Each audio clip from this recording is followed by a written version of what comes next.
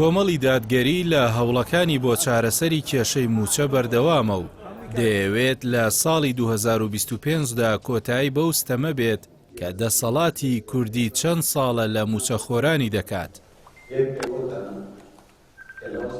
لەو چوارچێوەیەشدا فراکسیۆنەکەی سەرباری هەوڵە بەردەوامەکانی لە بەغدا چارەسەری پێویستیش دەخاتە بەردەم حکوومەتی ماوە بەسەرچوو.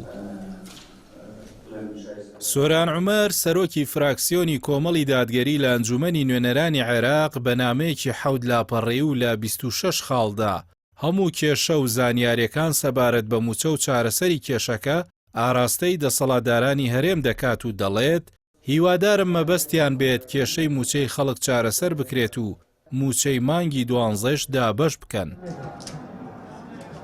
سۆران عومەر لە نامەکەیدا وردەکاری ژمارە و داتا جیاوازەکانی داهات و بودجەی لە نێوان هەرێم و بەغدا ڕوون کردووەتەوە.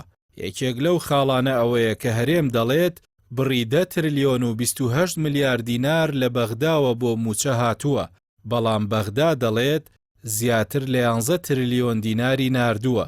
وەکو سۆران عومەر ڕوونی کردووەتەوە جیاوازیەکە ئەوەیە کە ئەوەی لە داهاتی ناوخۆی هەرێم خراوەتە سەر موچە وەزارەتی دارای عێراق وەک داهاتی خۆی هەژماری کردووە، چونکە هەرێم لە مانگی 6ی 2024ەوە داهاتی نانەوتی ڕادەست نەکردووە. هەروەها دەڵێت یەکێک لە کێشەکانی هەرێم ئەوە بووە لە چەند ساڵی ڕابردوودا تەنیا دامەزراندنی لە کەرتی سەربازیدا کردووە کە ئەوەش کێشەی بۆ لیستی موچە دروست کردووە. هەروەها ماوەی 11 ساڵە لە هەرێمی کوردستان یاسای بودجە نییە، لە دەرەوەی یاسا داهات کۆ دەکرێتەوە و خەرج دەکرێت. دامەزراندن بۆ سێیەکەمەکان، دەرچوانی زانکۆ و پەیمانگاکان، خۆبەخشەکان، گرێبەست و وانەبێژان نەکراوە. ئەمانە نمونەی ئەو نیگەرانیانەیە کە لە مامەڵەی حکوومەتی هەرێم لەگەڵ فەرمانبەراندا دروست بوون.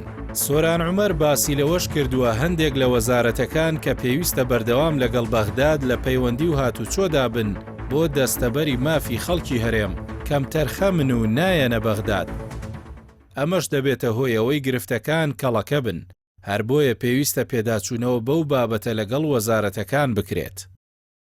سەرۆکی فراکسیۆنی کۆمەڵ لە نامەکەدا ڕایگەیاندووە کە پێویستە دیاردەی دوو موچە بەدەر لە مینحا لە ناوخۆی وەزارەتەکانی حکوومەتی هەرێم لە نێوان حکوومەتی هەرێم و حکوومەتی عێراق کۆتایی پێبێنرێت و یەکێک لەو موچانە ببڕدرێت.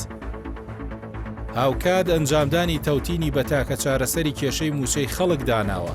داوا دەکات حکوومەتی هەرێم چیتر پارە بە کاژوەر نەگرێت و لە بری ئەوە پارەکە لە بەغدادەوە بخرێتە سەر هەژماری بانکی فەرمانبەران.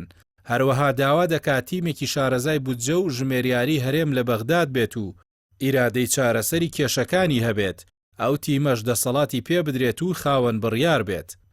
سەرۆکی فراکسیۆنی کۆمەڵی دادگەری لە ئەنجومەنی نوێنەرانی عێراق جەخت دەکاتەوە کە بە زوویی و لە ئاستێکی باڵای حکومی هەرێم لەگەڵ بەغداد ڕێکەوتنێکی نوێ بۆ ساڵی 2025 ئەنجام بدات بە مەبەستی جێبەجێکردنی بڕیاری دادگای فیدراڵی و هەمواری یاسای بودجە، بە پێچەوانەوە کێشەی موچە بەردەوام دەبێت.